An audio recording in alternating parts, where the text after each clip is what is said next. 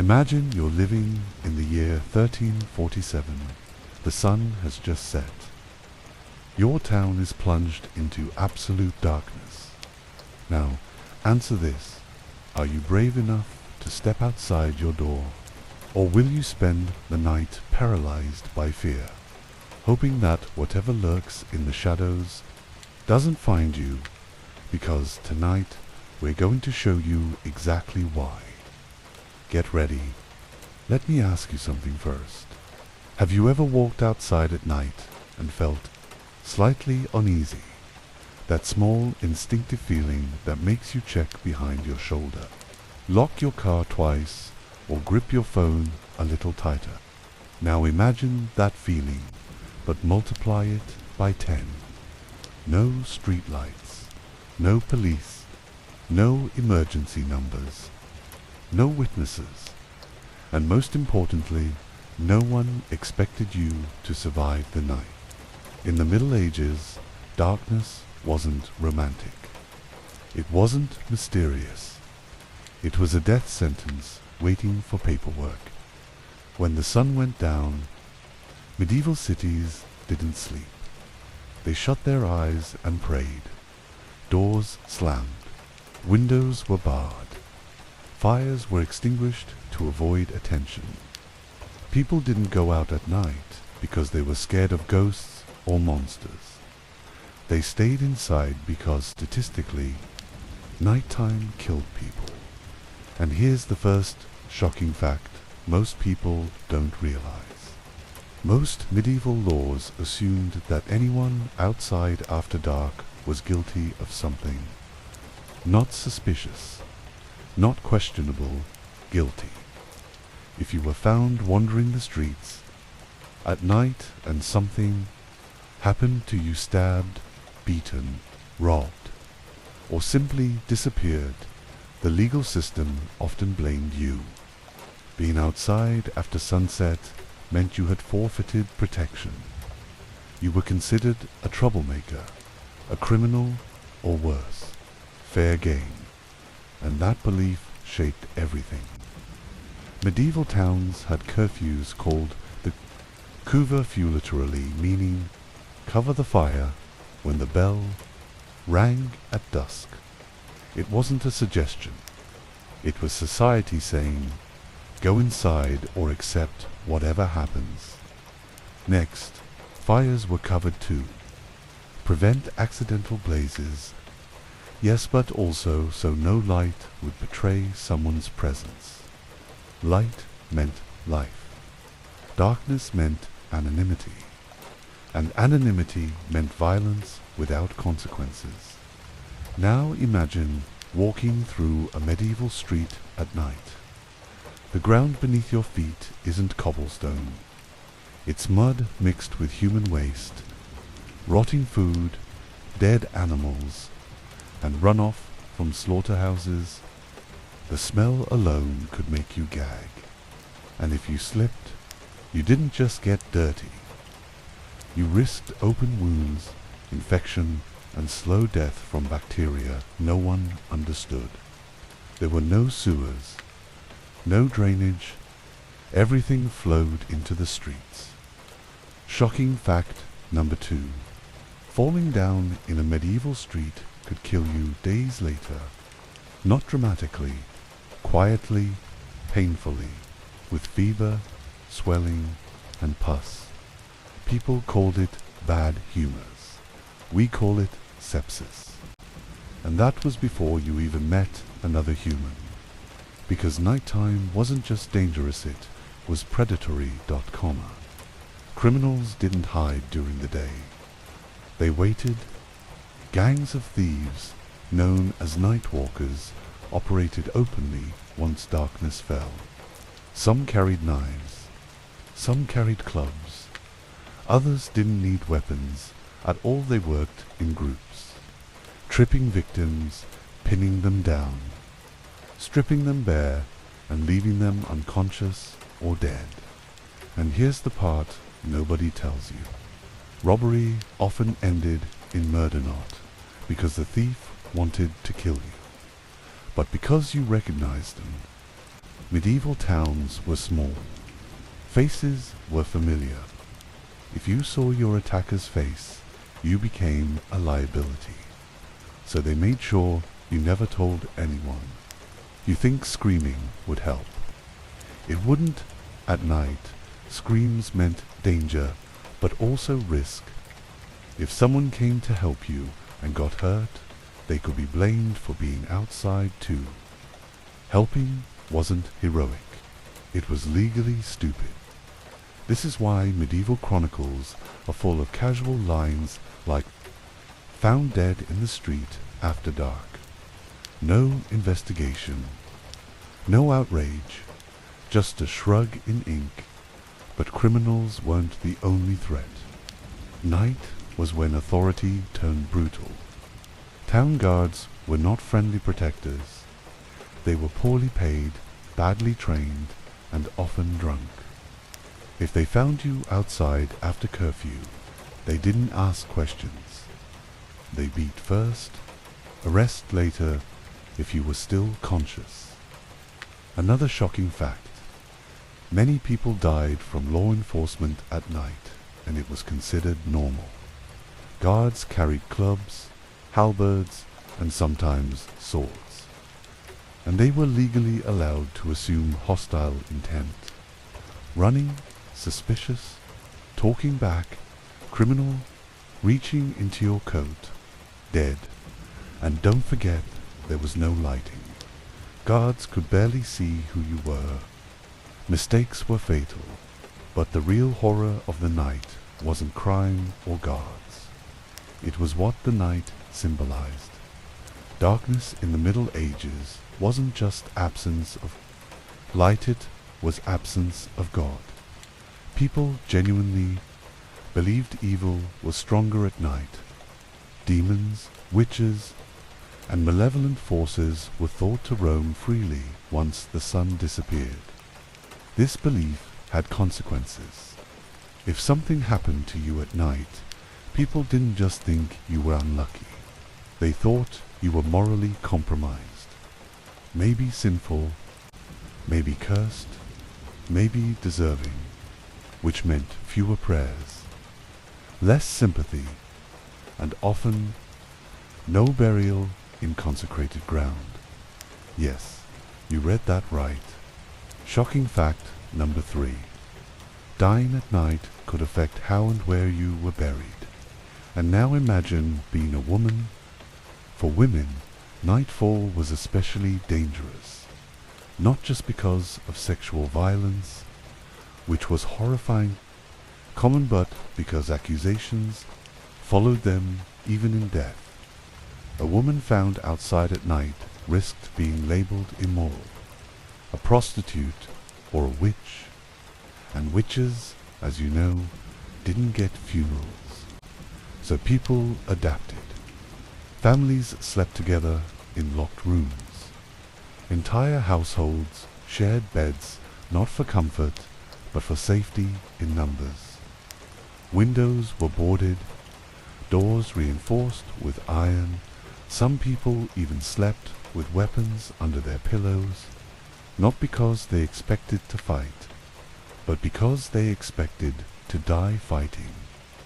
This is why medieval cities went silent at night. Not peaceful silence, fearful silence. The kind where everyone holds their breath and waits for morning. Bells like a second chance at life. Because sunrise didn't just bring light, it brought legal protection, witnesses, and the illusion of safety. And that's just the beginning. Because in the next chapter, we're going deeper into what actually lived in the darkness with you. Not monsters, not myths, but something far more terrifying. Here's the part most modern people miss. Medieval nights weren't accidentally dangerous. They were structurally hostile. Everything about how society, cities, and law worked made nighttime lethal by default. If you stepped outside after dark, you weren't entering a neutral environment. You were stepping into a system that assumed your disappearance was acceptable. Let's talk about light, or rather, the absence of it. Candles were expensive. Torches were rarer than you think. Oil lamps were luxury items. Most streets were pitch black. Not dim, not shadowy, but black enough that you couldn't see your own hands. Your eyes never fully adjusted because smoke from hearths and tallow clogged the air, making darkness thicker, heavier, almost physical. People didn't walk at night. They shuffled, arms out, feeling walls, tripping over bodies they sometimes didn't realize were bodies until morning. Shocking fact, many medieval deaths weren't discovered until sunrise because no one could see them. You could bleed out 5 meters from your own door and no one would know. Not because they didn't care, but because darkness erased you. And darkness didn't just hide danger, it created it. Without visibility, every sound became a threat. Footsteps meant pursuit. Whispering meant ambush. Even animals became lethal. Packs of stray dogs roamed cities at night, half-starved, aggressive and bold. Rats the size of cats poured out of drains and alleys. Horses spooked easily in the dark, kicking, trampling, crushing skulls by accident. Getting knocked down wasn't unlucky. It was often the last thing that happened to you. Now let's make this worse. Medieval streets weren't empty at night. They were selectively occupied. Who stayed outside? The desperate, the violent, the paid. Executioners, body collectors, night watchmen, prostitutes, smugglers, grave robbers, and people with nothing left to lose. That was your peer group after dark. Ordinary citizens didn't belong thereon. Everyone knew it, which leads to another brutal truth. Being seen at night permanently damaged your reputation. Even if you survived, people remembered. Why was he out? What was she doing? Suspicion stuck like tar. In a society built on trust and familiarity, suspicion could starve you socially and economically. Employers avoided you. Neighbors distanced themselves. Clergy judged you quietly from the pulpit. Night didn't just threaten your life. It threatened your future. And if you think religion offered comfort, think again. The church reinforced fear of the night constantly. Sermons described demons growing stronger after sunset. Bells rang not to soothe people, but to warn them. Night prayers weren't about peace, they were about protection from unseen evil. People genuinely believed darkness peeled back God's protection like a curtain, which explains why fear made people cruel. At night, mercy disappeared. Someone knocking on your door after dark wasn't a traveler in need. They were a threat. Letting them in risked your entire household. And here's a shocking fact that hurts to read. Turning away a dying person at night was considered reasonable behavior. Even Christian doctrine bent to survival. Compassion stopped at the threshold when the sun went down. Now imagine being sick, or injured, or drunk, or lost. Medieval towns had no signage, no numbers, no maps for common people. If you got turned around at night, panic set in fast. Panic led to mistakes. Mistakes led to death. Falling into open pits, slipping into rivers, walking straight into armed men who assumed you were hostile. There are records of people drowning within earshot of their own homes because they couldn't see the waterline, and if you cried for help, you might make things worse. Noise attracted predators, human and otherwise. Silence was survival. That's why people disappeared quietly. No drama, no struggle, just absence. Another uncomfortable fact: many medieval murders happened without witnesses, not because people weren't around, but because no one wanted to admit they heard anything. Testifying meant admitting you were awake, alert, and possibly outside curfew rules. Silence protected the living. The dead lost their voice.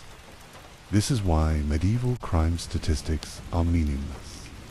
Most violence wasn't recorded as crime. It was recorded as fate. And fate was cruelly specific. Young men died most often at night because they took risks. Women disappeared because they were targeted. Elderly people were found dead because they couldn't move fast enough. Children were simply gone. Taken, lost, trampled, or killed and never properly documented. The night swallowed them whole. People adapted psychologically. Fear became routine. Parents trained children early. Don't open doors after dark. Don't answer voices. Don't look outside. Don't light candles near windows. Fear wasn't hysteria. It was inherited wisdom. And here's the most unsettling part of all. Medieval people didn't dream of safer nights. They accepted them. Darkness wasn't a problem to solve. It was a condition of existence. Like winter, like death, like hunger, which is why, when something truly horrible happened at night, something unspeakable, didn't ask why. They asked, why were they there? That mindset is what made the night so powerful, so final, so unforgiving, because the Middle Ages didn't just lack safety after dark. They expected loss, and once you understand that, you start to see the pattern. The night didn't need monsters. It already had permission. And in the next chapter, we're going to talk about the people who thrived in that permission. The ones who didn't fear the dark because the dark worked for them. Let's clear something up right away. When medieval people talked about creatures of the night, they weren't always talking about demons, ghosts, or folklore monsters. Those came later, layered on top. The original monsters were human, and everyone knew it. The Middle Ages didn't need imagination to be afraid of the dark. The danger had names, habits, routines, and sometimes uniforms. The first night creature was the night walker, not a myth, a legal category in many medieval law codes. A night walker was anyone caught moving through the streets after curfew without permission. Sounds harmless, right? Except the term didn't mean someone who walks at night. It meant someone assumed to be planning a crime. Shocking fact. Being labeled a night walker could get you beaten or killed without trial. Guards didn't need proof. Presence was proof. And here's where it gets darker. Criminals adopted the term proudly. Thieves, muggers, and killers knew the rules. They knew witnesses wouldn't speak. They knew victims would be blamed. Night didn't hide crime, it legalized it. Some gangs specialized in silence. They wrapped cloth around weapons to dull sound. Others targeted lone travelers by pretending to be injured, drunk, or lost. Compassion was weaponized. The moment you stepped closer, you were surrounded, and no, this wasn't rare. Court records that survived only a fraction show a disturbing pattern. Most violent urban crimes happened after dark, and the punishments, when they happened at all, were light. Why? Because proving anything was nearly impossible. Darkness erased details, faces blurred, timelines collapsed. But criminals weren't the most feared figures. That honor went to the Night Watch. In theory, the Night Watch existed to protect citizens. In practice, they were barely controlled. Poorly paid, recruited from rough backgrounds, and given authority with minimal oversight. They were feared almost as much as thieves. Shocking fact, many medieval citizens were more afraid of being stopped by guards at night than being robbed. Why? Because guards could arrest you for nothing, beat you for arguing, kill you by mistake. And unlike criminals, guards had legal protection. If you died during an arrest, it was often ruled unfortunate but justified, especially if you were out after curfew. Some watchers drank on duty. Some extorted money to look the other way. Some worked with criminals, warning them when patrols changed. The line between law and crime blurred completely after dark. And then there were the executioners. Executioners didn't just kill during public events. They worked at night too quietly, removing bodies, transporting the condemned, handling corpses no one else would touch. They lived on the edges of society, feared, avoided essential. Seeing an executioner at night meant one thing: someone nearby was about to vanish. Which brings us to another group most people forget: the corpse collectors. Yes, that was a real job.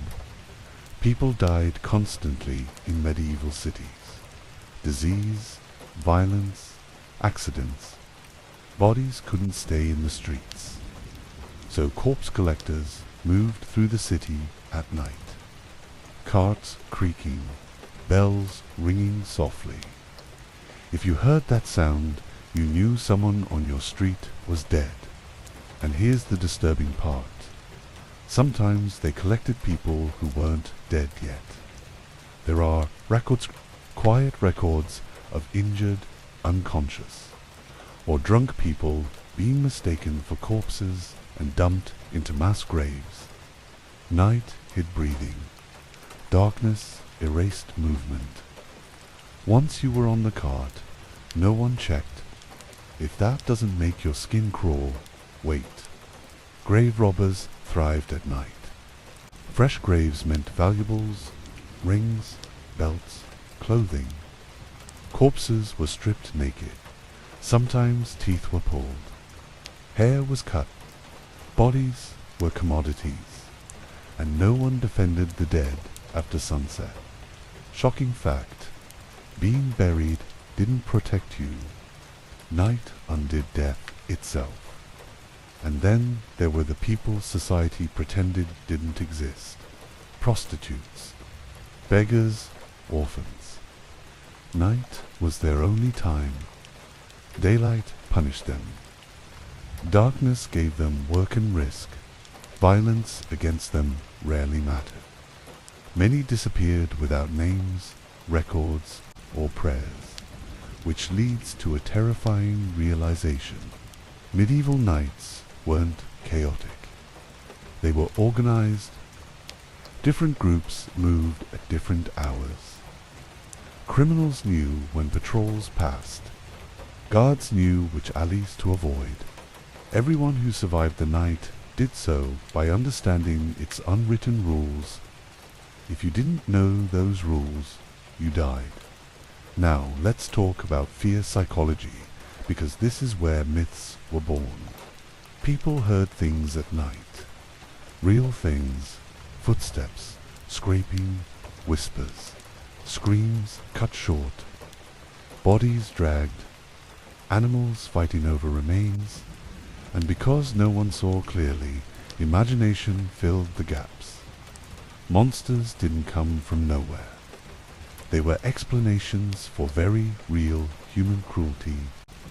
When someone vanished, it was easier to say the devil took them than admit your city ate its own. This is why medieval stories describe creatures that stalk alleys, drag people away, or punish sinners at night. They weren't fantasy. They were metaphors with blood under them. And here's the most chilling fact of this chapter. Many night predators lived completely normal lives during the day. Bakers, laborers, servants, men who prayed in the morning and hunted at night. Darkness didn't transform them. It freed them, which is why medieval parents didn't tell children, monsters will get you.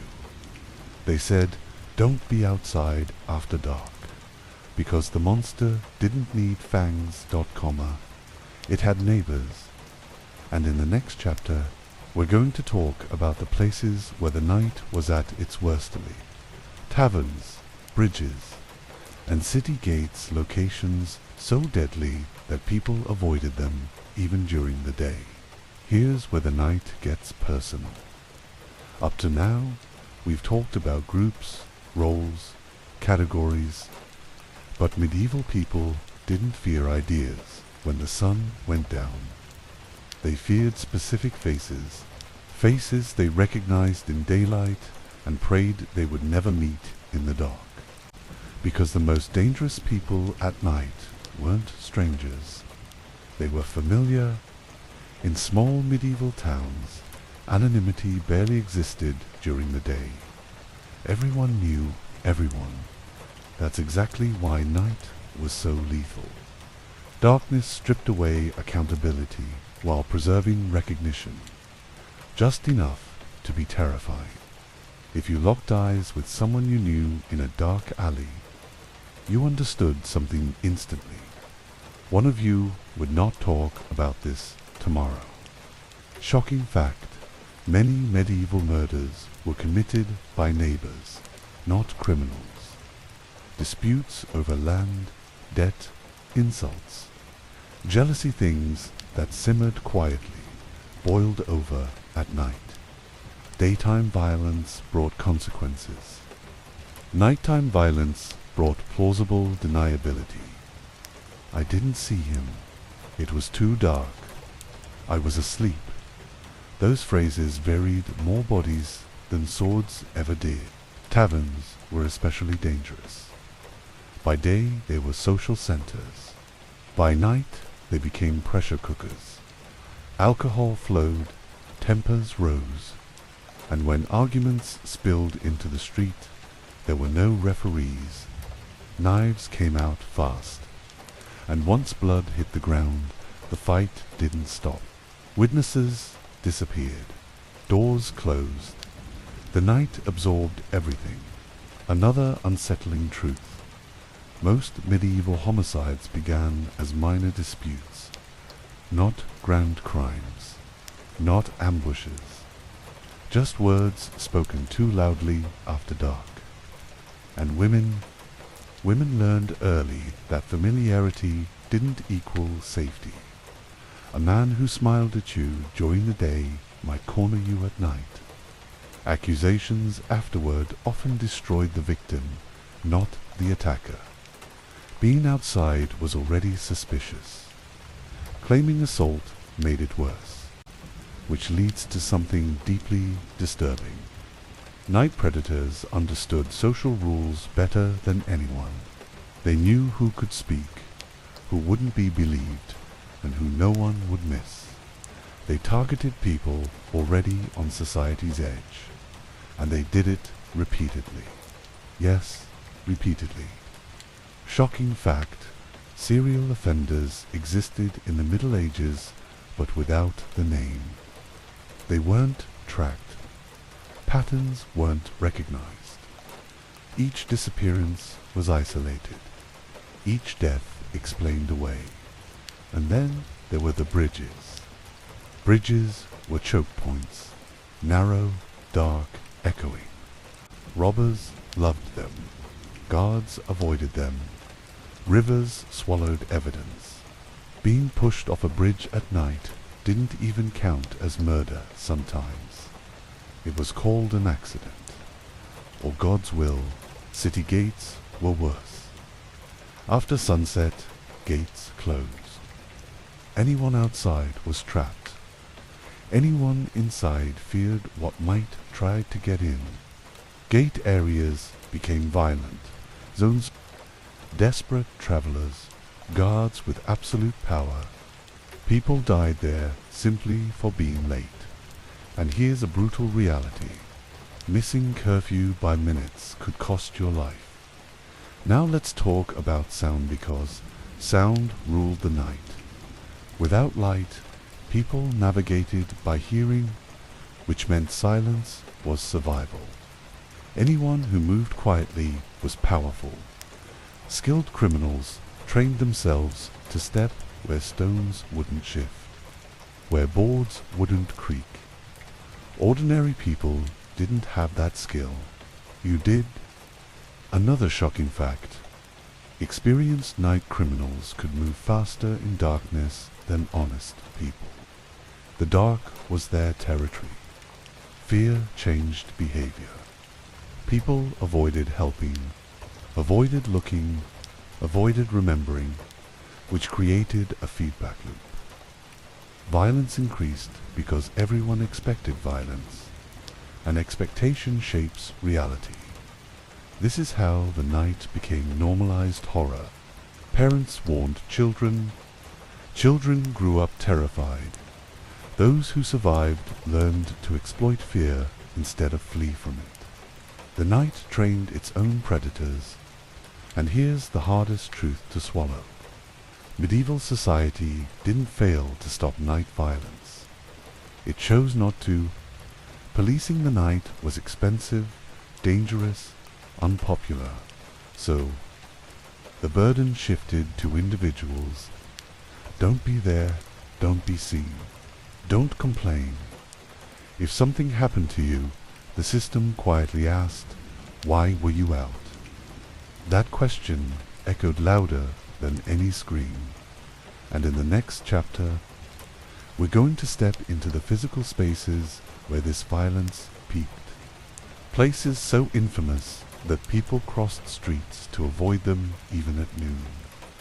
Let's talk about geography. Because in the Middle Ages, death didn't strike evenly. It clustered.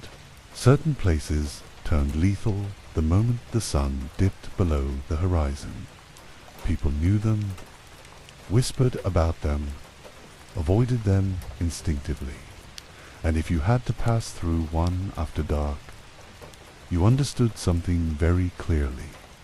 This might be where it ends. The most infamous of all were alleys. Medieval alleys weren't narrow streets, they were traps. Twisting, unplanned passages wedged between buildings, barely wide enough for two people to pass. No light reached the ground. Sound bounced unpredictably. If someone blocked one end, you had nowhere to go, and criminals loved that comma. Shocking fact, most urban night murders happened within a few meters of major roads, but inside alleys people avoided. Safety wasn't about distance. It was about visibility. Then there were tavern districts. By day, noisy but social. By night, violent and unstable. Alcohol lowered inhibitions, but darkness removed consequences. Fights didn't stop when someone fell. They escalated. Once dragged outside, victims vanished into shadows. Tavern owners rarely intervened. A dead body meant trouble. Silence meant survival. Another deadly space. Bridges, narrow, exposed, echoing with water below ready to erase evidence. Robbers pushed.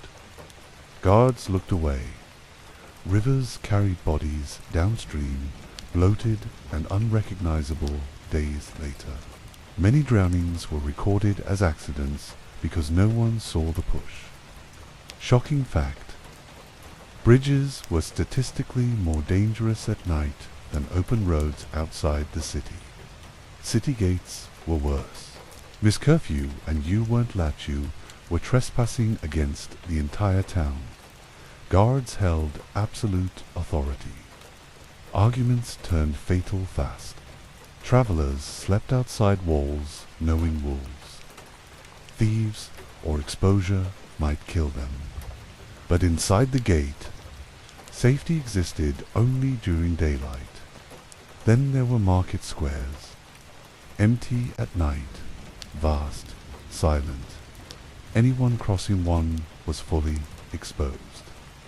No cover, no witnesses. Execution scaffolds loomed in the dark, reminding everyone what power looked like. Many people reported feeling watched, their arriving when no one was present. Let's not forget churchyard. You'd think holy ground offered protection. It didn't. Graveyards were dark, uneven, and full of hiding places. Grave robbers worked there. So did killers. Screams near a church at night were often ignored. People assumed it was drunk, grief, or madness. Shocking fact: churchyards were among the most common sites for night assaults. Sanctity ended at sunset. And then there were slaughterhouse districts, blood in the gutters, animals screaming, knives everywhere. These areas normalized violence. If you died there, your blood blended in. Sometimes literally. People planned their routes carefully. Long way home, well-lit paths, meaning paths near homes with hearth fires still burning. Shortcuts were avoided like curses. Children were taught routes the way modern kids are taught emergency numbers. Here's the terrifying part. Everyone knew where people died most often. There were no maps, but memory was enough. Don't go there, not. After dark, take the other way. These phrases saved lives. And yet, sometimes you had no choice, which is why the night killed selectively but relentlessly. In the next chapter, we're going to talk about what happened when you did survive the night. Injured, accused, or changed. Because surviving wasn't the same as being safe. Here's the thing about those deadly places. They didn't reset when the sun came up. Daylight didn't erase their reputation. It just made people pretend they were normal again. But everyone remembered, everyone adjusted their steps. The city itself developed scars, and people learned to read them. Some streets were avoided even at noon, not because they were ugly, but because too many people never came back from them. Medieval cities didn't have warning signs, but they had stories. That's where my cousin disappeared. That's where they found a body last winter. These weren't urban legends. They were survival manuals, passed mouth to mouth. And the most dangerous thing about these places, they trained people to stop caring. Take alleys again. By day, you could see just how close death had been. Dried blood in cracks. Broken knives kicked aside. Stains scrubbed badly from stone. Children played nearby anyway. Life continued because it had to. Normalization wasn't denial. It was exhaustion. Shocking fact, people often recognized exact spots where murders happened and still walked past them daily. Fear didn't stop. life it bent around it. Some taverns became infamous. Everyone knew which ones to avoid after sunset. They weren't named officially, but reputations spread fast. A certain doorway, a certain corner table, a certain back exit. People disappeared from those places more than others, and no one asked why. And then there were dead-end streets. Short, useless passages that led nowhere, perfect for ambushes. Some towns eventually sealed them off, not out of safety, but because they had become too notorious. That's right, entire streets were erased because night violence made them unusable. City councils didn't admit danger. They quietly removed it. Let's talk about smells, because smell was memory. Certain places reeked of blood, rot, waste. Slaughterhouses, tanneries, riverbanks. These smells made violence feel expected. If you screamed there, people assumed something normal was happening. Another chilling detail, night criminals reused locations. Same alley, same bridge, same gate. Familiarity meant control.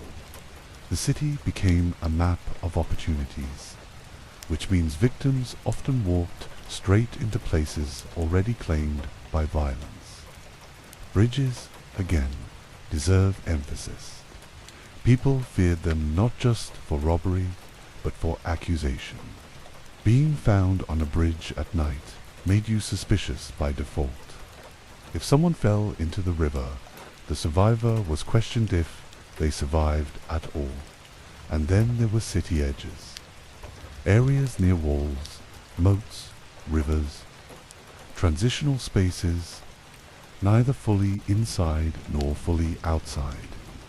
These were lawless zones.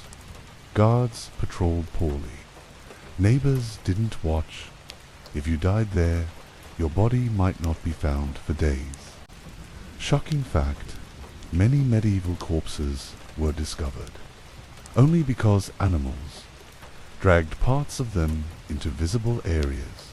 People knew this, which is why they hurried near the edges. Eyes down, steps fast, no lingering. What's most unsettling is how all of this shaped behavior long term. People learned routes, not based on distance, but on survival odds. A 10-minute walk could become 30 if it avoided a certain corner. Children absorbed this fear early. Don't stop there. Never. Turn that way. The city became a maze of invisible rules. And yet, despite all this knowledge, people still died. Because life didn't stop at sunset. Work ran late. Emergencies happened. Arguments spilled into streets. Love affairs ignored caution. And when something went wrong, everyone already knew how the story ended. They shouldn't have been there. That sentence did more work than any weapon. In the next chapter, we're going to step inside homes and look at what people did to defend themselves from the night and why it often wasn't enough. Let's say you did everything right. You avoided the alleys. You knew the routes. You hurried before curfew. You made it home alive. Congratulations, you survived the night. But in the Middle Ages, survival wasn't the end of the story. It was often the beginning of something else, something quieter, something heavier, because surviving the night usually meant you paid for it later. People didn't come home unchanged. They came back shaken, injured, or accused, and medieval society wasn't gentle with survivors. If something happened to you at night, the first question was never, "Are you okay?" It was, "Why were you out?" That question followed people for years. If you were attacked and lived, you had to explain yourself publicly, to neighbors, to clergy, to authorities. Every explanation risked suspicion. Were you drinking? Meeting someone secretly? Breaking curfew? Being vague made it worse. Being honest could destroy your reputation. Shocking fact, many victims of night violence were punished for it, fined, shamed, publicly reprimanded, sometimes imprisoned not for the crime, but for being present when it happened. Now let's talk about injuries. Medieval medicine was brutal, primitive, and dangerous. A stab wound wasn't just a wound, was a long-term sentence. Infections were common. Amputations were rushed. Pain relief was minimal. Surviving an attack often meant living with disfigurement, chronic pain, or disability. And here's the cruel twist. Visible injuries made you more vulnerable. People saw weakness. Employers avoided you. Criminals remembered you. The night learned your shape. Some survivors lost the ability to work. No work meant poverty. Poverty meant exposure. Exposure meant night again. It was a loop. Women paid an even higher price. If a woman survived an assault at night, she risked social ruin. Questioning focused on behavior, not violence. Her credibility depended on timing, location, and witness these things night erased. Shocking fact. Some women were forced to marry their attackers to restore honor. Survival came with lifelong consequences. Then there were accusations. Being out at night made you suspicious. Surviving something violent could make you more suspicious. Why you and not them? What were you really doing? Innocence didn't matter. Optics did. People learned to stay silent. Not report, not talk, not remember too clearly. Trauma became private. Fear became normal. Inside homes, defenses grew extreme. Doors were reinforced. Furniture was stacked at night. Entire families slept in one room, not for warmth, but for defense. Someone always listened. Someone always woke at small sounds. Shocking fact, sleep deprivation was common and accepted. People preferred exhaustion to vulnerability. Children grew up with night anxiety baked into them. They learned fear before curiosity. Their first lesson wasn't exploration, it was avoidance. And yet, despite all precautions, the night still entered homes. Through unlocked doors, through familiar faces, through authority itself. Guards abused power. Neighbors betrayed trust. Survival didn't guarantee safety. It just delayed loss. By the end of the Middle Ages, something shifted. People didn't just fear the night, they resented it. Darkness became a problem to solve. Bells increased, patrols expanded, lighting experiments began. Not because people wanted convenience, but because they were tired of paying the price for surviving. And in the next chapter, we're going to talk about the ultimate nightmare. What happened when you didn't survive the night, and how society explained your death away. Surviving the night didn't mean you escaped it. For a lot of medieval people, the night followed them into daylight, into their homes, into their bodies.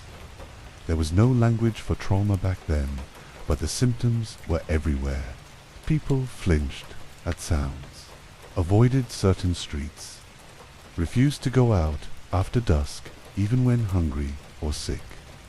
Fear became a habit, and habits shape societies.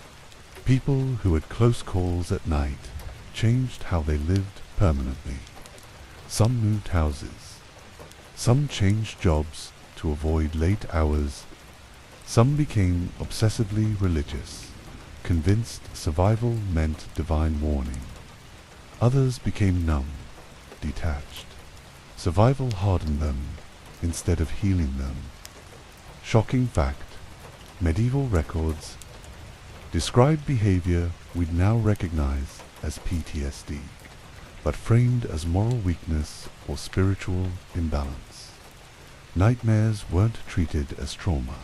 They were treated as signs of sin, possession, or weak faith, which meant survivors didn't get help. They got prayer, confession, and sometimes punishment. Men who survived night violence were often mocked for fear. Courage was expected. Silence was admired. Admitting terror meant losing respect. So they swallowed it, and that swallowed fear leaked out elsewhere into anger. Drinking, violence of their own. Yes, survivors sometimes became predators. Not because they were evil, but because the night taught them brutality. Women carried fear differently. They learned vigilance, avoidance, hyper-awareness. Trust shrank. Movement became calculated. Survival required constant mental effort, and exhaustion followed. Shocking fact, some women intentionally altered their appearance to seem older or less noticeable after surviving night encounters. Even children weren't spared. Kids who witnessed night violence grew up fast. Childhood ended early. Stories weren't bedtime comfort, they were warnings. Don't answer, don't. Wander, don't.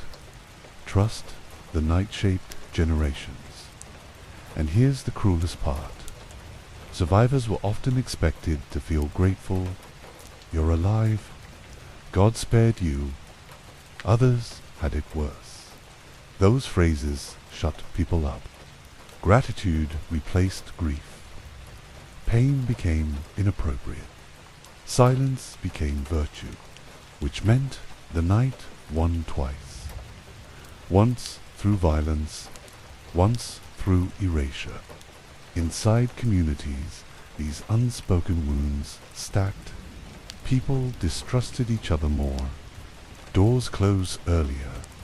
Hospitality shrank. Strangers became threats.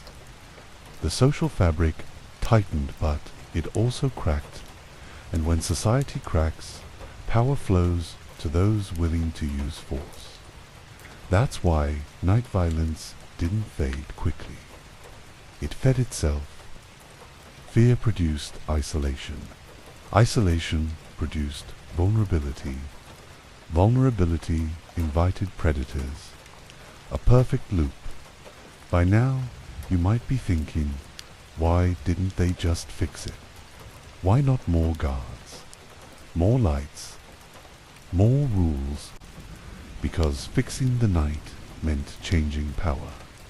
It meant funding safety instead of war. It meant protecting the weak instead of blaming them. And medieval society wasn't built for that. The night wasn't an accident. It was tolerated, but tolerance has limits. And in the next chapter, we're going to reach the breaking point, plagues, mass death, and the moment when darkness became truly unstoppable. Now we cross the line. Up to this point, we've talked about fear, survival, scars. This is where the story stops being about living with the night and starts being about what happened when the night won. Because in the Middle Ages, not making it home wasn't rare. It wasn't shocking. It was expected often enough that society built explanations for it, efficient explanations that allowed everyone else to keep going. When someone didn't return after dark, families didn't panic immediately. Panic was delayed. Hope was rationed. People waited until morning bells. Only then did worry become acceptable. Only then did questions begin. And even then, those questions were limited. Shocking fact, most missing persons in the Middle Ages were never officially recorded as missing. There was no system for it. No forms, no searches unless the family had influence or money. Absence didn't trigger action. It triggered assumption. He must have left. She probably ran away. God called him. These phrases weren't comfort. They were closure shortcuts. Bodies, when found, told only part of the story. Many were unrecognizable. Rot set in fast. Animals interfered. Rivers erased faces. Without identification, the dead became anonymous burdens. Buried quickly, poorly, sometimes not at all. And if no body appeared, the person simply dissolved out of memory. Here's something deeply unsettling. Medieval society was very good at forgetting people. Death records existed mainly for taxes, property, and inheritance. If you owned nothing, your death barely mattered. If you lived on the margins, your disappearance caused no paperwork, which meant predators understood something crucial. Choosing the right victim erased the crime.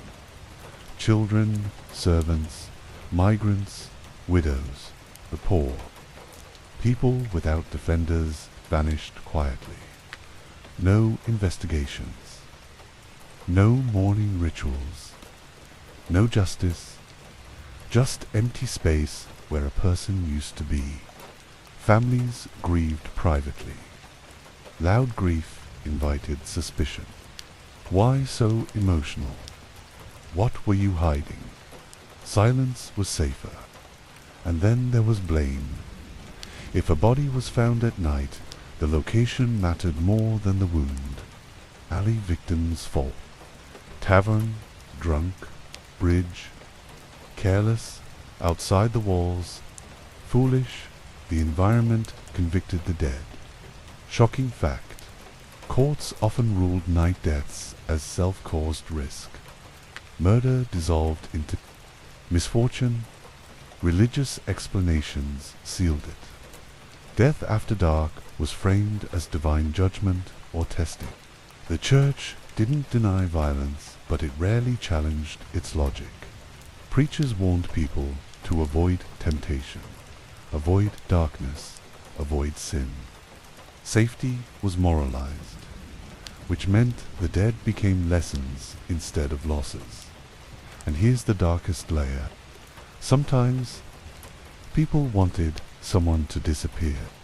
Unwanted heirs, illegitimate children, burdensome relatives, a night walk, an unlocked door, a missed curfew, convenient accidents. The night offered solutions without fingerprints. Shocking fact, there are documented cases of families benefiting financially from unexplained night deaths. No investigation, no scandal, just inheritance. When plagues hit, this erasure accelerated. Death overwhelmed everything. Bodies stacked, names vanished. Night blended with disease. People stopped distinguishing between murder, sickness, and accident. Loss became background noise. And once death becomes background noise, violence thrives. By the late Middle Ages, cities were drowning in unresolved deaths. Not because people didn't care, because caring required resources they didn't have: attention, light, accountability. So they adapted. They shortened mourning, simplified funerals, stopped asking questions that had no answers. Survival demanded emotional numbness, which brings us to a hard realization. The night didn't just kill individuals, it trained society to accept disappearance. And once that acceptance set in, something irreversible happened. Darkness stopped being feared as chaos. It became feared as normal.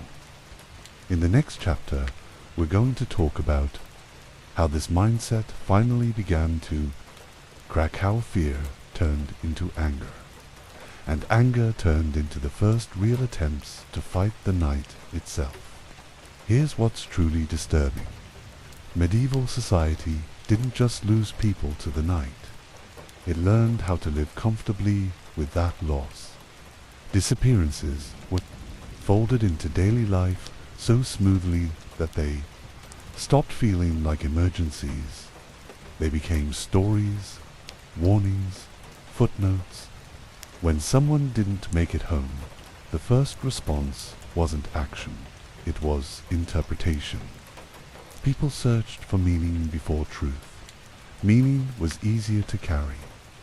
Families were pushed, quietly but firmly, to accept explanations that closed the case without opening wounds. God's will wasn't just theology. It was a coping mechanism. If God chose this, then no one failed. No one needed to answer uncomfortable questions. Shocking fact: challenging a God's will explanation could get you labeled impious or disruptive. Grief had limits. Anger was dangerous. So families learned to grieve efficiently. They prayed, they donated candles, they moved on. Even burial reflected this emotional compression. Night deaths often led to rushed funerals. No processions, no large gatherings. Too many questions attracted attention. Quiet burials were safer for everyone involved. And then there was memory. People didn't speak the names of the dead often, not because they didn't care, but because remembering made fear contagious. Speaking too much about night deaths made others anxious. Anxiety disrupted work. Disruption threatened survival. So memory was trimmed down to essentials. He died. She never returned. That's all. Another unsettling truth: children were deliberately shielded from full stories, not to protect them, but to normalize loss.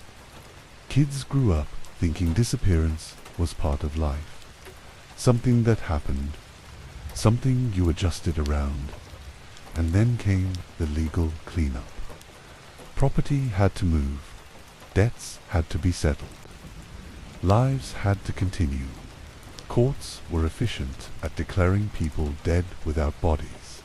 If enough time passed, the system prioritized stability over truth, which meant murder could dissolve into paperwork. Shocking fact: some people were legally declared dead while still alive, having fled violence or captivity, their identity erased by time and bureaucracy. And let's talk about clergy again. Priests often knew more than they said. Confessions happened at night. Secrets were shared. But confession protected the living, not the dead. Priests weren't investigators. They were managers of souls. And sometimes silence was the most merciful option they had. So crimes stayed buried. What's terrifying is how quickly communities adapted. A few weeks after a disappearance, routines resumed. The empty seat at dinner became normal. The unused bed was repurposed. Grief had deadlines. Because hunger didn't wait. Work didn't pause. Life demanded momentum. And that momentum rolled right over the dead. By this point, you might realize something uncomfortable. The Middle Ages didn't lack empathy. They rationed it. Excess empathy made survival harder. Emotional restraint wasn't cruelty, was strategy. But strategies have costs. Over time, this acceptance reshaped morality. Danger became individualized. If something bad happened to you, it was because you failed to avoid it. Society absolved itself. Responsibility shifted downward, which is why night violence persisted for centuries. No uproar, no reform, just endurance until endurance snapped. In the next chapter, we're going to reach the turning point when cities finally decided the night was no longer tolerable and fear turned into resistance. Something changed. Not suddenly, not heroically, but quietly, stubbornly, and out of exhaustion. By the late Middle Ages, people weren't just afraid of the night anymore. They were angry at it. Angry at what it took. Angry at what it normalized. Angry at how much of their lives it controlled. Fear had done its job for centuries. It kept people inside. It kept order. It kept blame neatly placed on the dead. But fear stopped working once loss became too constant to ignore. Cities were shrinking. Labor was disappearing. Plagues had killed millions. Every missing person mattered more than before. And slowly, reluctantly, authorities began to see the night not as fate but as a problem. The first enemy of darkness wasn't morality. It was economics. Shocking fact, night violence began to be addressed only when it interfered with money. Trade suffered. Markets stalled. Skilled workers vanished. Cities realized that letting people die after dark was no longer sustainable. So they experimented. Not with justice, with visibility. More bells were installed. Not just for prayer, but for timekeeping. People needed to know when night began and ended. Sound became a tool of control. Bells synchronized fear and later resistance. Then came patrol reforms. The night watch, once ignored, was slowly reshaped. More guards, slightly better pay, stricter rules, not enough to make the night safe, but enough to make it predictable. Shocking fact, early patrols were designed to protect property, not people. Humans came second. Lighting was the real revolution. The first streetlights were laughably weak. Single lanterns spaced far apart, flickering oil flames barely holding back darkness. But psychologically, they mattered. Light told people, someone is watching, someone cares. Darkness hated witnesses, and corners mattered. People began reclaiming the night in small ways. Evening gatherings, late prayers, controlled movement, the idea that night belonged entirely to predators started to crack. Shocking fact, the concept of public safety was born from fear of night, not crime statistics. But progress came with backlash. Criminals adapted. They smashed lanterns, extinguished flames, bribed guards. The night fought back.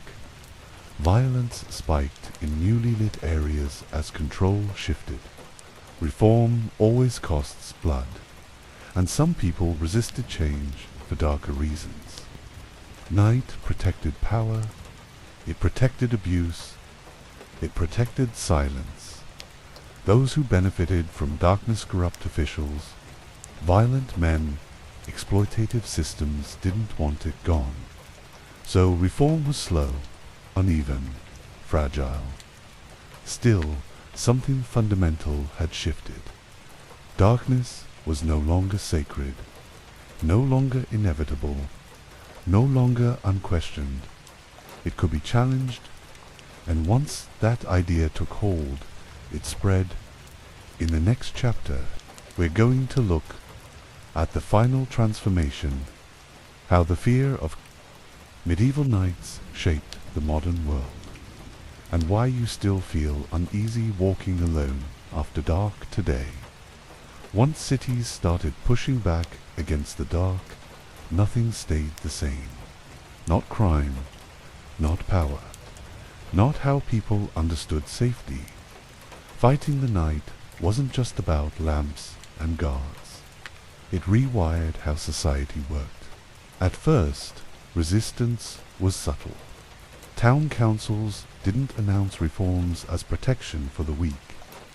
They framed them as order, discipline, morality. New rules limited who could move at night. But now, enforcement came with accountability. Guards were watched. Reports were demanded. For the first time, the night began leaving a paper trail. Shocking fact, the earliest crime records exist largely because authorities needed to justify nighttime control. Darkness forced bureaucracy into existence. Lighting multiplied.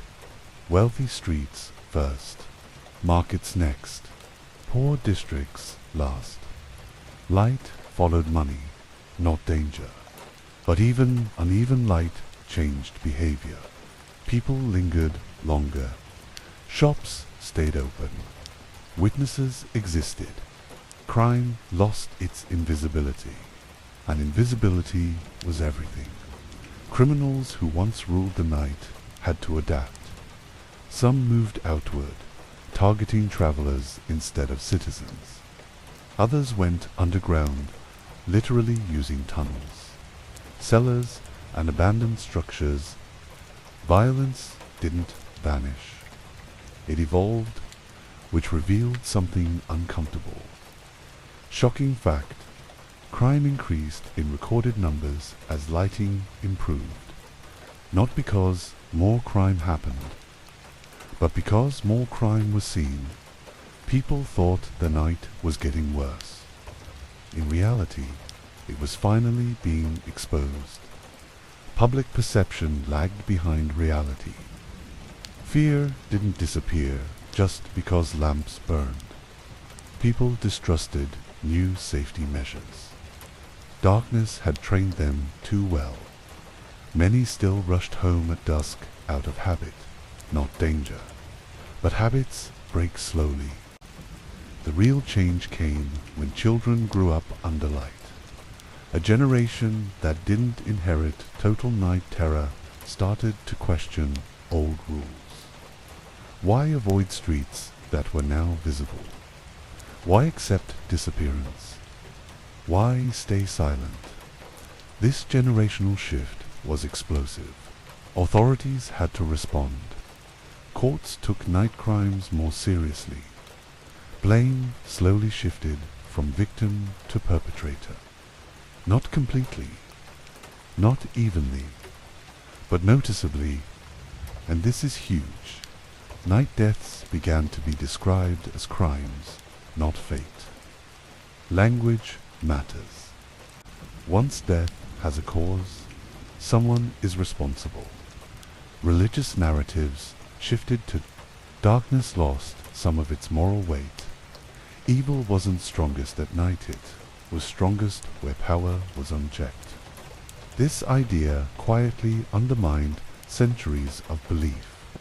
But there was resistance. Some people missed the night. Not emotionally, but practically. Darkness had been useful. It hid abuse. It erased accountability. It kept hierarchies intact. Reform threatened those advantages. So sabotage happened. Lanterns were destroyed. Guards attacked. Reforms rolled back in some cities after violent backlash. Progress wasn't linear. It staggered. Still, the direction was set. Once people experienced even partial safety, they refused to go back. And here's the final, chilling realization of this chapter. The modern city was born as a defense against medieval night terror.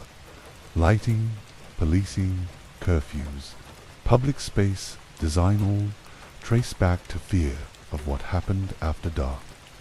You don't lock your door because you're paranoid. You lock it because history taught humans what darkness does when unchallenged. In the next chapter, we're going to bring this forward into your body. Your instincts and the reason your heart still beats faster.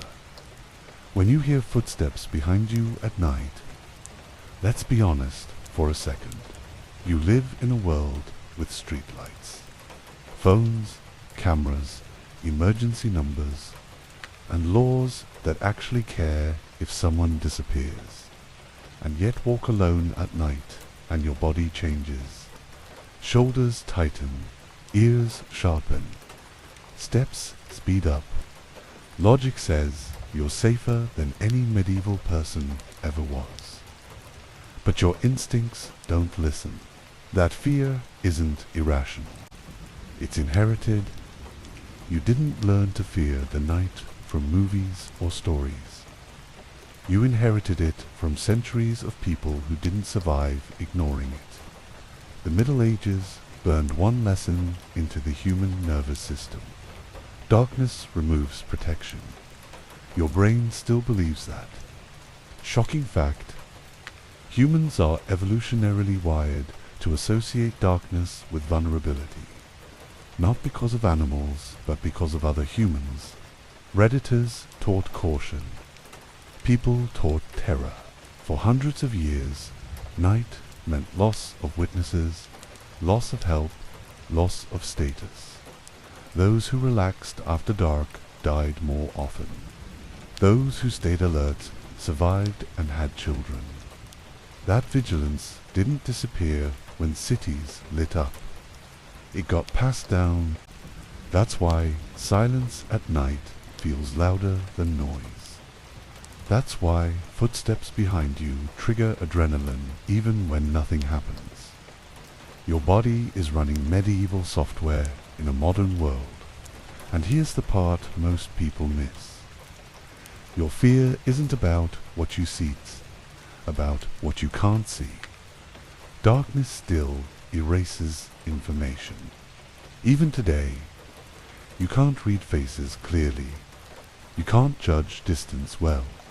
You can't tell intent. And uncertainty is what fear feeds on. Medieval people lived in permanent uncertainty after sunset. That state shaped human psychology. We learned to assume threat in low visibility. That assumption kept people alive long enough to reproduce. Fear worked, which is why it stayed.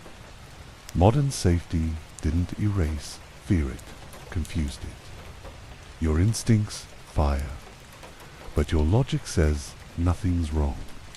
That mismatch creates anxiety. You feel silly for being scared, but your body disagrees. Shocking fact, suppressing fear actually makes people less safe. Studies show people who ignore gut feelings are more likely to walk into danger. Medieval people never ignored the night. They respected it. Even language remembers. Nothing good happens after. Midnight, be home before dark. These R&T cliches. They're compressed survival advice.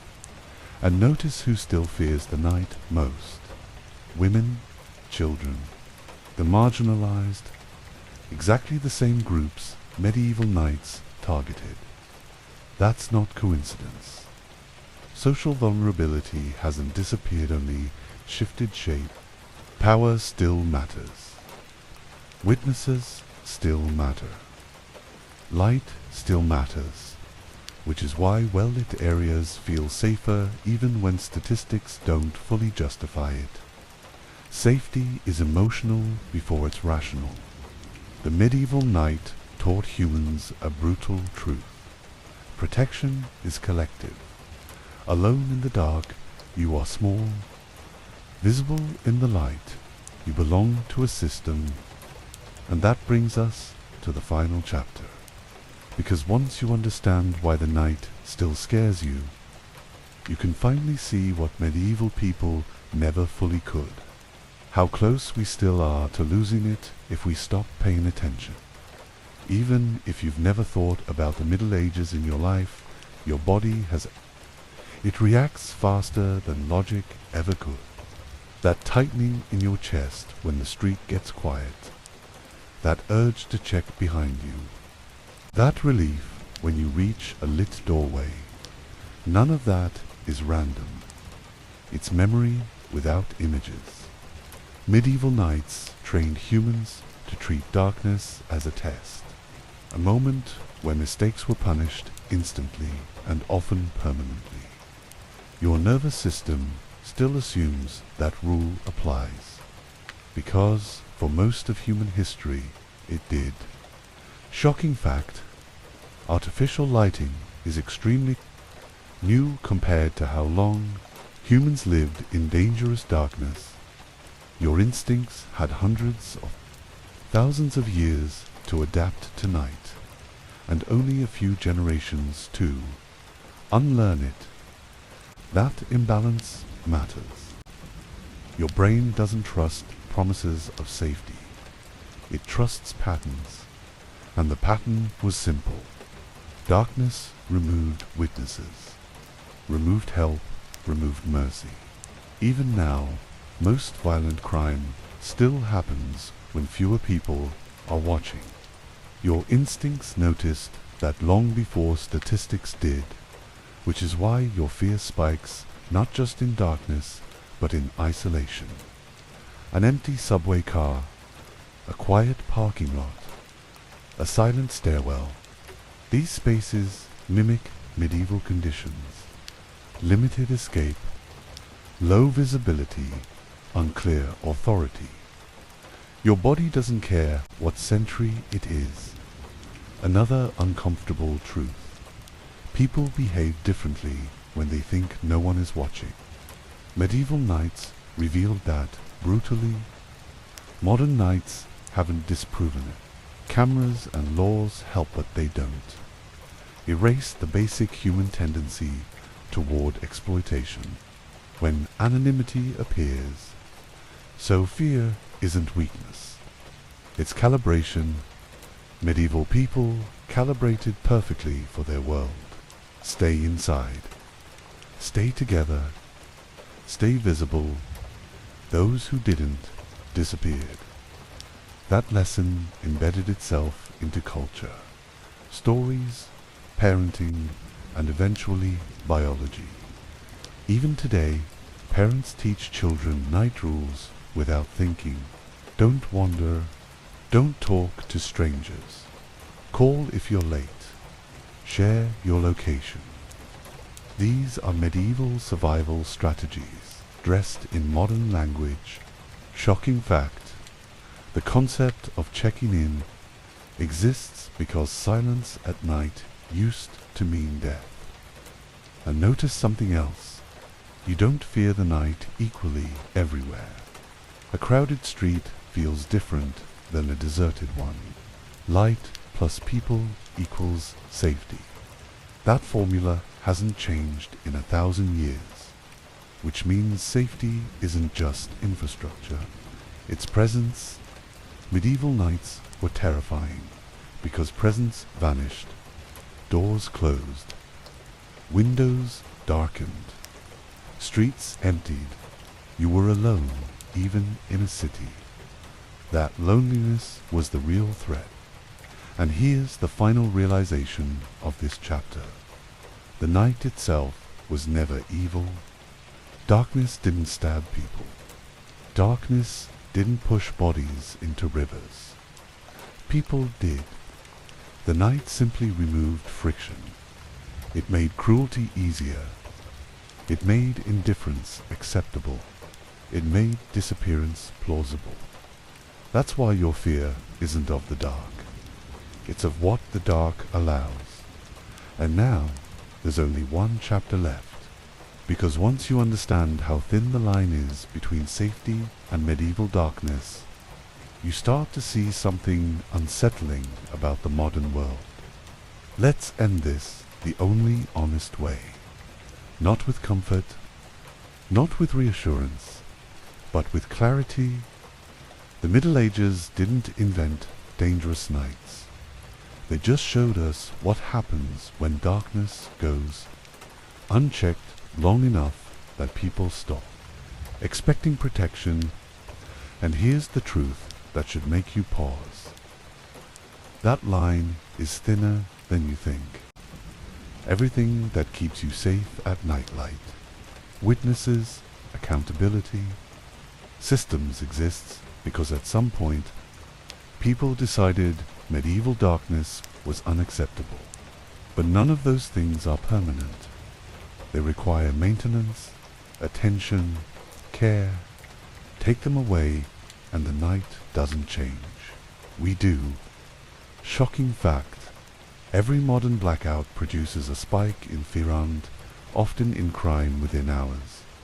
Not days, hours. Because the old rules rush back in the moment. Visibility disappears. You've seen it.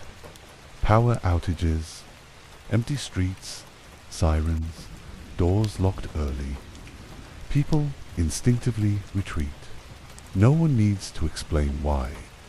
The body already knows. That knowledge is ancient. The medieval night trained humans to understand one brutal equation.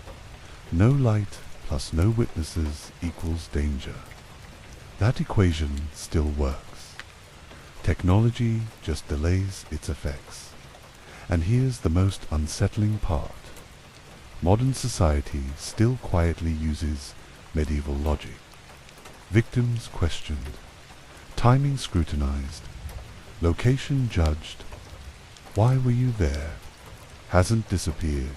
It just sounds more polite now. The night still shifts blame.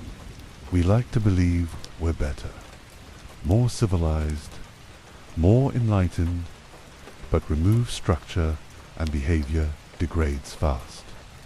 History proves it. The Middle Ages weren't uniquely cruel, they were Darkness didn't create monsters. It revealed them, which is why lighting cities was one of the most radical moral acts humanity ever performed.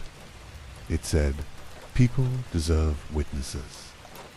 People deserve protection even when no one is looking. People shouldn't vanish quietly.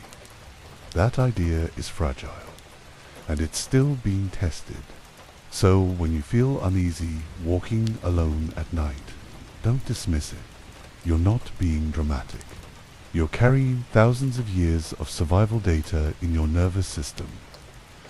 Fear isn't paranoid's memory. The medieval night is gone, but it's not dead. It's waiting for the moment no one's watching. Let's push this one step further, because the most uncomfortable part of this story isn't medieval. It's modern. The Middle Ages feel distant because we tell ourselves we're past that. But history doesn't disappear. It waits, and the night reel, unlit, unprotected night has been waiting patiently this whole time. Here's a reality most people avoid thinking about. Modern safety is conditional. It depends on electricity, on functioning systems, on people believing rules will be enforced. The moment those conditions weaken, behavior shifts fast. Not slowly, fast. You don't need centuries to recreate medieval nights. you need hours. Shocking fact, during prolonged blackouts, emergency services report a rapid rise in fear-based violence even when resources are still available. It's not chaos that starts, it's uncertainty. Darkness reintroduces anonymity, and anonymity invites risk-taking. You can see it in how people act when surveillance fails. Cameras offline, phones dead, streets dark. People cluster or retreat instinctively. Trust shrinks. Suspicion grows. The medieval mindset switches back on. And here's the hardest truth. The night doesn't make people evil, it removes the cost of being cruel. Medieval societies didn't have the luxury of pretending otherwise. They watched it happen nightly. We've outsourced that memory to history books and horror movies. But your instincts didn't forget. That's why communities matter. Lights matter. Presence matters. Once people stop being visible to each other, violence doesn't need motivation, it needs opportunity. Which is why every society that survives learns the same lesson eventually. Safety isn't about strength. It's about being seen. Medieval people learned it the hard way. They paid for it in disappearances, unmarked graves, and unanswered questions. We inherited the solution, but not the pain that justified it, and that makes us careless. We argue about lights, patrols, public space funding like they're luxuries. Medieval history screams that they're not. They're barriers between order and a night that remembers exactly how to swallow people. So, if there's one thing to take from this entire story, it's this. The night has never been defeated. It has only been managed, and management requires attention. The moment society looks away, the dark doesn't rush in. It simply waits. Silent, familiar, ready. So the next time you feel uneasy walking alone at night, don't laugh it off. You're not paranoid. You're remembering. For centuries, darkness meant no witnesses, no protection, no mercy. The Middle Ages didn't fear the night because of monsters. They feared it because people changed when no one was watching. We like to think we're different now, more civilized, more safe, but turn off the lights long enough, and history doesn't repeat itself. It wakes up.